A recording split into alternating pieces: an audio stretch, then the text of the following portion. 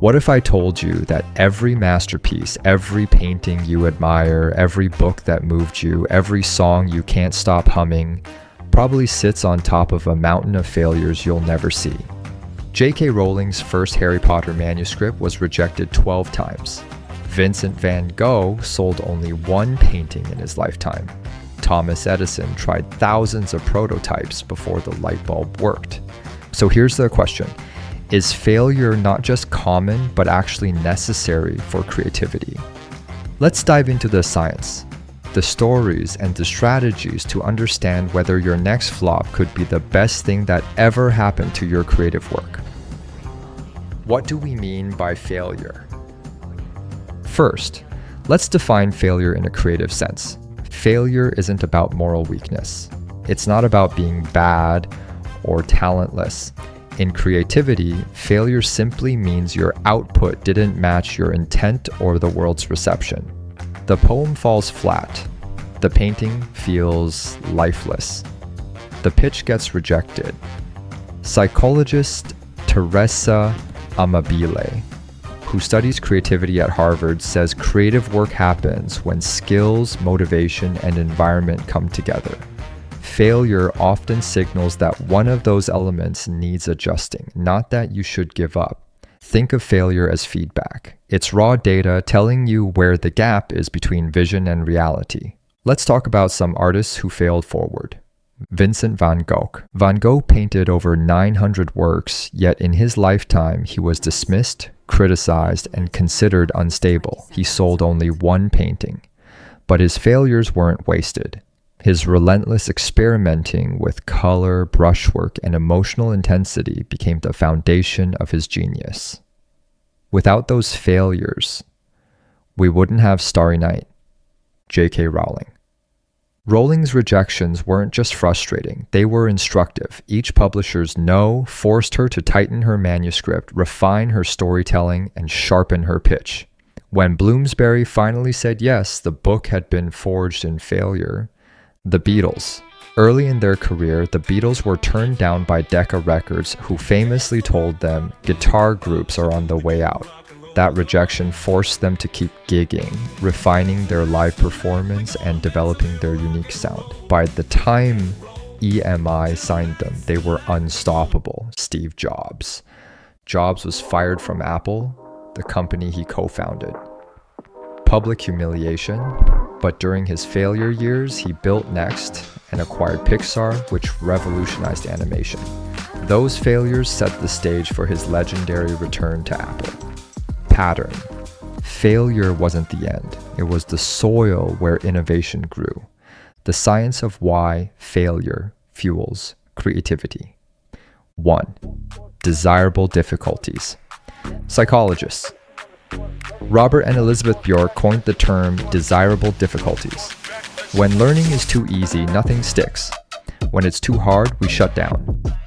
But the right amount of struggle, retrieving knowledge, testing, refining, creates deeper mastery. For creatives, failed drafts act like mental push-ups that strengthen future work. 2. Productive failure.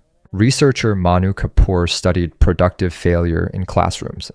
Students asked to tackle hard problems and fail before instruction actually learned more deeply than those given the answers up front. Creative work mirrors this. Early failed attempts spark richer ideas when you try again. 3rd error, management training.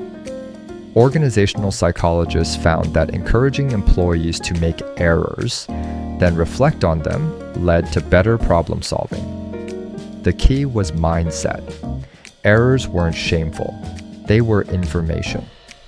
For artists, the same principle applies. Failure equals a map. 4. The inverted U curve, Yerkes-Dodson law. Creativity thrives in the Goldilocks zone of challenge. Too little struggle equals boredom. Too much equals overwhelm. Moderate difficulty creates the sweet spot where failure stings but teaches. Failure as evolution. The BVSR model. Psychologist Dean Keith Simonton proposed the blind variation and selective retention model. Creativity evolves the way species do. You generate lots of variations, most fail, then keep and refine the winners. Think of Edison. I have not failed. I've just found 10,000 ways that won't work.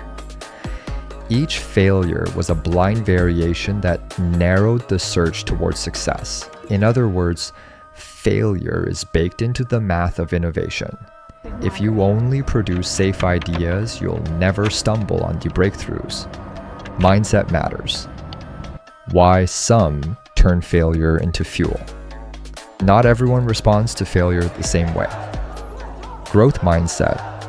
Carol Dweck's research shows that people with a growth mindset, believing abilities can improve, bounce back stronger from failure. Fixed mindset individuals see failure as proof they lack talent. Growth mindset individuals see failure as feedback on strategy. Neuroscience of mistakes. Brain studies show that when people adopt a growth mindset, they literally pay more attention to errors. EEG scans reveal stronger error signals, meaning their brains stay open to learning. That's the biology of resilience. Artist lens. Van Gogh saw rejection not as proof of worthlessness, but as reason to paint harder. The Beatles turned rejection into motivation. Steve Jobs reframed failure as a detour, not a dead end. When failure isn't helpful, failure isn't automatically good. Sometimes it just hurts. Let's clarify. Not helpful. Crippling self-doubt.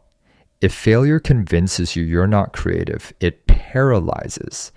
Random chaos, throwing spaghetti at the wall without reflection just wastes energy. Toxic environments. Failure in unsupportive settings can scar more than teach. Helpful. Small, cheap failures. Quick drafts. Low-stakes prototypes. Structured reflection. Asking, what worked? What didn't? What next? Intrinsic motivation. Protecting the joy of making, so failure doesn't poison the process. How to use failure in your creative life. Here's a framework to turn failure into creativity.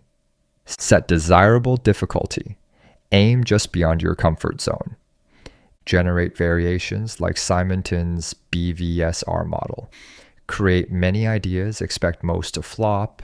Reflect on errors, ask, what is this failure teaching me? Protect play. Keep some projects low stakes to preserve joy. Adopt the yet mindset. Replace I can't with I can't yet. So, is failure necessary for creativity? Yes, at the micro level. Every sketch, draft, riff, or prototype you throw away is part of the process. Failure is the compost that nourishes the soil of creativity. But no, you don't need catastrophic, life-ruining failure. What you need are small, iterative, informative failures that push you to the edge of your ability and force you to grow. Rowling's rejections, Van Gogh's obscurity, Edison's experiments, they weren't detours, they were the path. Your challenge. This week, create something designed to fail. 10 sketches in an hour, a wild idea you'll never show anyone. Notice how those failures unlock new possibilities. Because in the end, creativity isn't about avoiding failure. It's about dancing with it until it shows you the way forward.